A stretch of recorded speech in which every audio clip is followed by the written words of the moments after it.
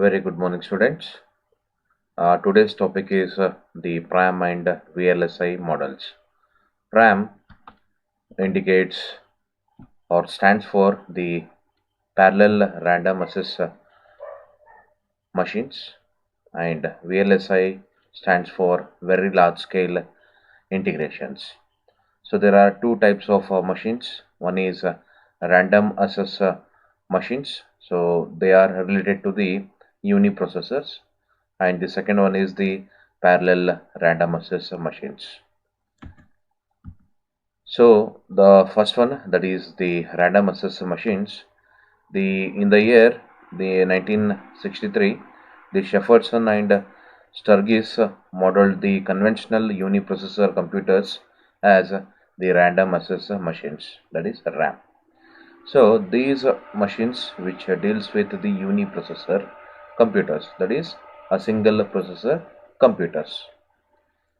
Then in the year 1978, the scientist, that is Fortune and Wiley, developed a parallel random access machines, that is PRAM models, for modeling an idealized parallel computers with zero memory access overhead and synchronization.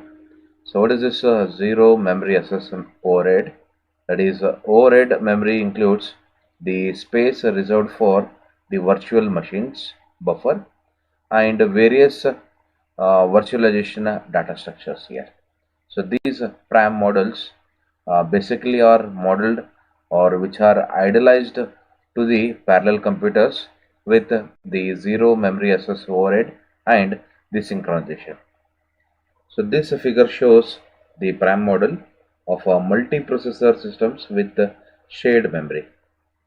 So I can see in the left hand side we have the multiple processors which are connected to the shared memory. So this memory is shared among all the processors. So we have the processor 1, processor 2 up to processor n, which are tightly synchronized. So each processor which are synchronized each others here. So this model of a multiprocessor system with the shared memory on which all n processor operates with the memory access and program execution operations here, and each processor can access any memory location in unit time here. So this figure shows an n processor parallel random access machines, and it has a globally addressable memory. So the shared memory can be distributed among the processors or centralized in one place. The n processors are called processing elements. So each processors are called as the processing elements and operate on a synchronized read memory, compute and write memory cycles here. So with the shared memory, the model must specify how the concurrent read and concurrent write of memory are handled. So to access the memory, two operations are used. One is read and write here. So four memory update options are possible. So they are given below. The first one is exclusive read. So this allows at most one processor to read from any memory location in each cycle. So this is what the exclusive read. Then exclusive write. So this allows at most one processor to write into a memory location at a time here. Then the third one, that is a concurrent read. So this allows multiple processor to read the same information from the same memory cell in the same cycle here. Then concurrent write. So this allows simultaneous writes to the same memory location. In order to avoid confusion, same policy must be set up to resolve the write conflicts here. Then we have the PRAM variants as first one, the exclusive read and exclusive write PRAM model. So this model forbids more than one processor from reading or writing the same memory cell simultaneously. So this is the most restrictive PRAM model proposed here. Then second one is the Concurrent read and exclusive write PRAM model. So the write conflicts are avoided by the mutual exclusion, and the concurrent reads to the same memory location are allowed in this model. Then we have the exclusive read and concurrent write PRAM model. So this allows exclusive read or concurrent writes to the same memory location. Then last one, we have the concurrent read and concurrent write. So this model allows the either concurrent reads or concurrent writes to the same memory location here. Now coming to the VLSI model, VLSI stands for Very Large Scale Integration. So very large scale integrations, it is a process of creating an integrated circuits, ICs, by combining millions of transistors onto a single chip. So VLSI circuits are used everywhere. So they are used in real applications include microprocessors and in a personal computers, then chips in graphics cards, then a digital camera or camcorders, and the chips, integrated chips in cell phones also, or portable computing devices. So the parallel computers uses VLSI chips to fabricate processor arrays, then memory arrays, and large-scale switching networks. Nowadays, VLSI technologies are two dimensions. So the size of a VLSI integrated chip is proportional to the amount of storage, that is memory space available in that chip.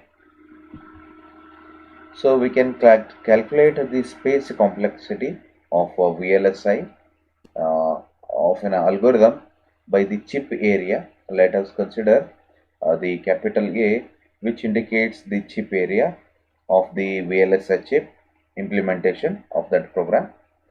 If T is the time, that is latency needed to execute the algorithm, then A into T gives an upper bound on the total number of bits processed through the chip or input output.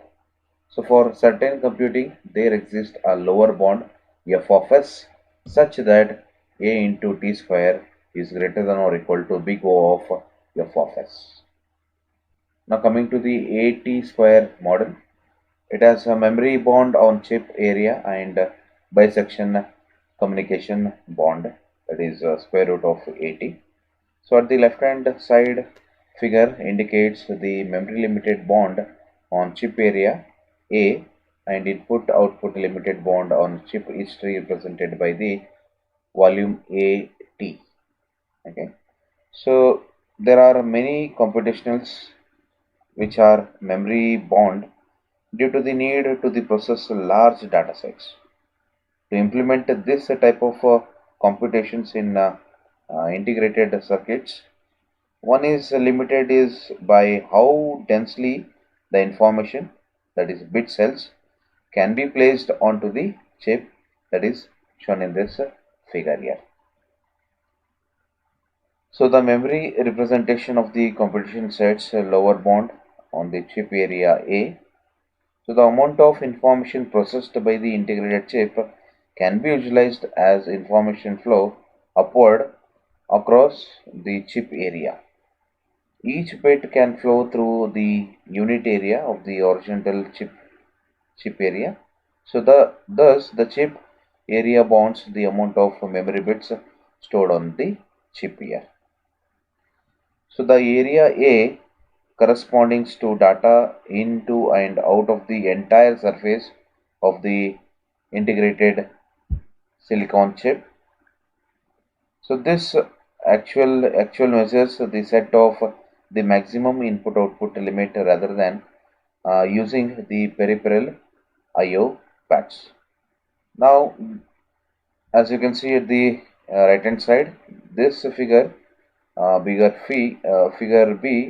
shows the communication limited bond on the bisection square root of ATA. This bisection is represented by the vertical slice cutting across the vertical slice cutting across the shorter dimension of the chip area. So the distance of this dimension is square root of a for a square chip. The height of the cross section is t. So the bisection area represents the maximum amount of information exchanged between the two of the chips circuit during the time period t. So the cross section area square root of AT limits the communication bandwidth of computations, and the VLSI complexity uh, have used the square of this measure AT square, to which the lower bound applies with the formula here. Thank you for watching this video.